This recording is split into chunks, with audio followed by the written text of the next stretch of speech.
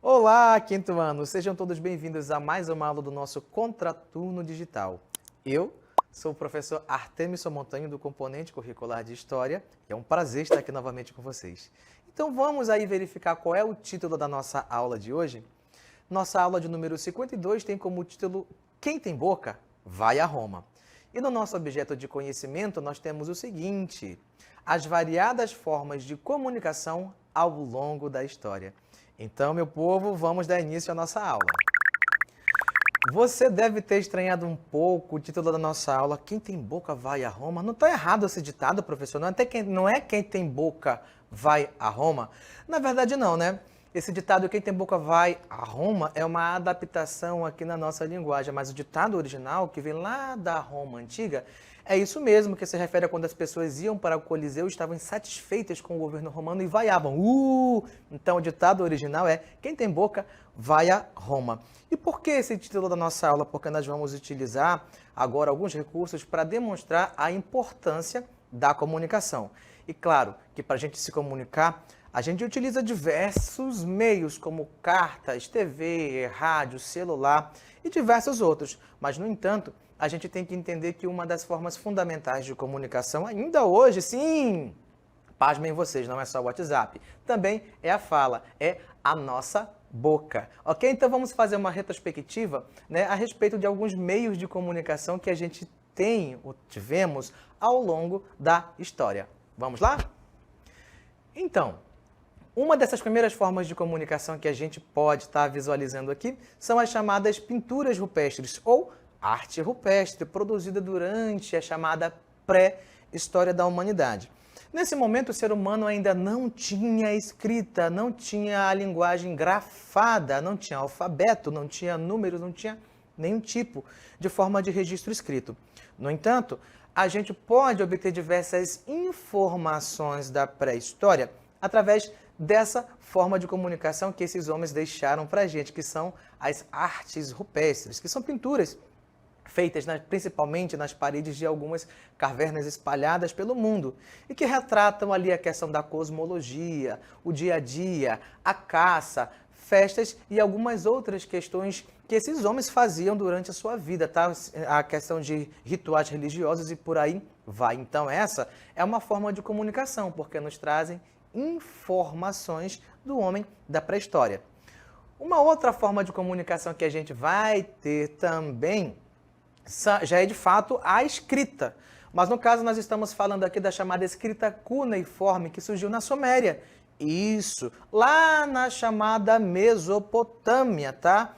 Durante a chamada Idade Antiga, da História Antiga, quando a gente começa a estudar as primeiras civilizações, a gente vai ver um pouco sobre a Mesopotâmia. E os sumérios foram responsáveis pela criação de uma das primeiras formas de escrita, que é essa chamada escrita cuneiforme, que é feita nessas plaquinhas de pedra, com um objeto pontiagudo em forma de cunha. Por isso, escrita cuneiforme, porque era feita em cunha. E só uma correção, não eram plaquinhas de pedra, eram plaquinhas de argila, tá? Eram modeladas e feitas a escrita nelas, e quando elas secavam, ficava ali registrado por muito tempo, tá bom? E claro, você observa aí que nessa escrita cuneiforme, que tem esse formato de cônia aí, também é o que vai dar origem mais tarde também como inspiração dos hieroglifos egípcios, por exemplo, tá bom? Então vocês já perceberam que nós tivemos diversos tipos de comunicação criadas pelo homem ao longo da história, né? Além da arte rupestre, além da escrita cuneiforme surgida na Mesopotâmia Antiga, tivemos vários outros meios, como por exemplo aqui, ó, nós podemos perceber aqui os pombos-correio, que a partir de 776 começaram a ser utilizados para levar mensagens, pequenos pedaços de papel com alguma notícia importante, não é? Mas, claro, outras formas também foram surgindo, como, por exemplo, meios escritos, uma escrita um pouco mais moderna, como, por exemplo, em 1650, temos a impressão do primeiro jornal, onde a gente tem notícias de economia, notícias de sociedade, diversas outras coisas, como anúncios também de venda, de compra, etc., né? Hoje em dia, é claro que os nossos jornais são mais televisionados ou via rádio, pouco se tem jornais impressos. Mas tem algo muito importante que vai surgir a partir de 1876, que é a invenção do telefone. Você já ligou para alguém hoje? Já mandou uma mensagem no WhatsApp? Claro que não era um smartphone como nós temos hoje, né? Mas são meios de comunicação que eram basicamente quase que instantâneos se você tinha de ligar para alguém de uma parte para outra, de uma outra cidade ou do país, ou até para fora do país mesmo, não é? Além disso também, nós tivemos a invenção do sinal de rádio em 1902, que é importantíssimo hoje também como fonte de comunicação, principalmente para quem mora onde? No interior. Muitas vezes não chega o sinal da TV, mas chega o sinal do rádio. Uma outra também forma de comunicação importantíssima que nós temos são as TVs. Isso que de 1927 em diante se popularizaram muito dentro da casa das pessoas, não é? Hoje em dia, você pode não ter TV, mas se você tiver um pouquinho de dinheiro a mais e comprar uma antena parabólica, você pode ter uma TV mesmo no interior, em qualquer parte do planeta, né? E assistir seus programas favoritos. E agora, eu quero citar para vocês um acontecimento importantíssimo também, que, claro, revolucionou os processos de comunicação. Quando, em 1969, nós tivemos não o surgimento, mas o processo de popularização de uma tecnologia chamada internet, que antes disso era chamada de intranet, porque era utilizada dentro de laboratórios, tá? Importantíssimos laboratórios dentro dos Estados Unidos, só era para comunicação interna dentro desses setores.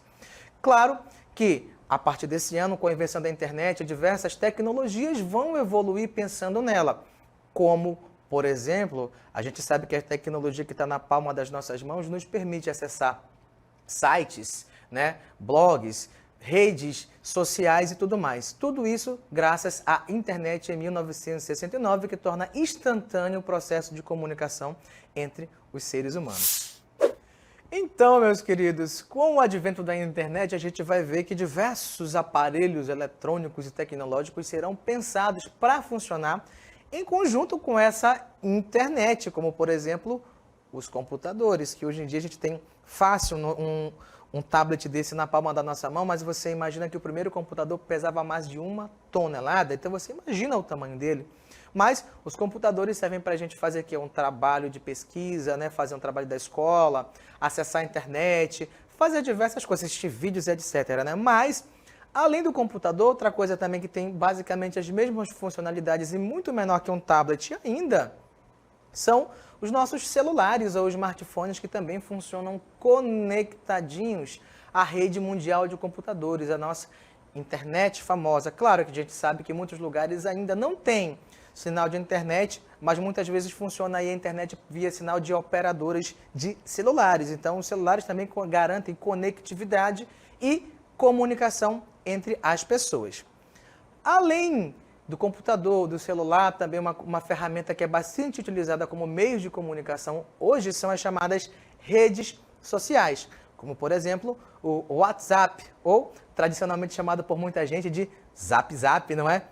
Então, ele permite você tirar fotos, gravar vídeos, mandar mensagem de texto, né? Gravar mensagens de áudio e instantaneamente você conversa com alguém em tempo real. Não importa se essa pessoa está aqui em Manaus, se está no interior com sinal de internet ou se está lá no Japão. Se tem conectividade, você consegue conversar. Além do WhatsApp, uma outra também ferramenta de rede social que é muito utilizada é o Facebook, né? Onde você dá um like ou dá um dislike na postagem de alguém, você posta status, fotos, stories, também, né? Que você deixa disponível para qualquer pessoa visualizar. Enquanto o WhatsApp é uma coisa mais restrita, né? No Facebook ela é mais pública. Além do Facebook, nós também temos uma rede social que é muito utilizada no mundo todo, que é o Instagram, onde os blogueirinhos, os crossfiteiros e gente que malha, né? Coloca ali seus stories do dia a dia. Hoje o treino tá pago, trava na beleza, não é? Mas então, meu povo, essas são algumas das ferramentas que se desenvolveram ao longo do tempo para possibilitar e facilitar o processo de comunicação entre os seres humanos ao longo de toda a nossa história. Claro que existem outras formas de comunicação, mas nós pontuamos especificamente essas. Agora, eu quero convidá-los para o nosso Aplicando. Vamos lá?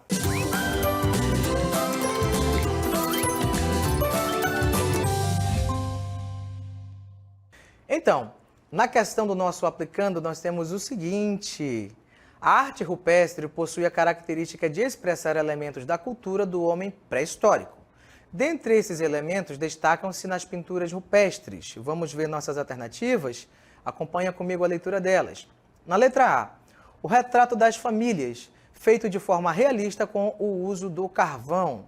Na letra B, a descrição de cenas relacionadas com a vida política da polis. Na letra C, a descrição das trocas comerciais intercontinentais. Ou letra D, a descrição de cenas de caça, rituais e símbolos cosmológicos. Qual dessas alternativas você pode verificar e me dizer, professor, A, B, C ou D está correta? Qual é? Está na dúvida? Vamos lá então tirar essa dúvida.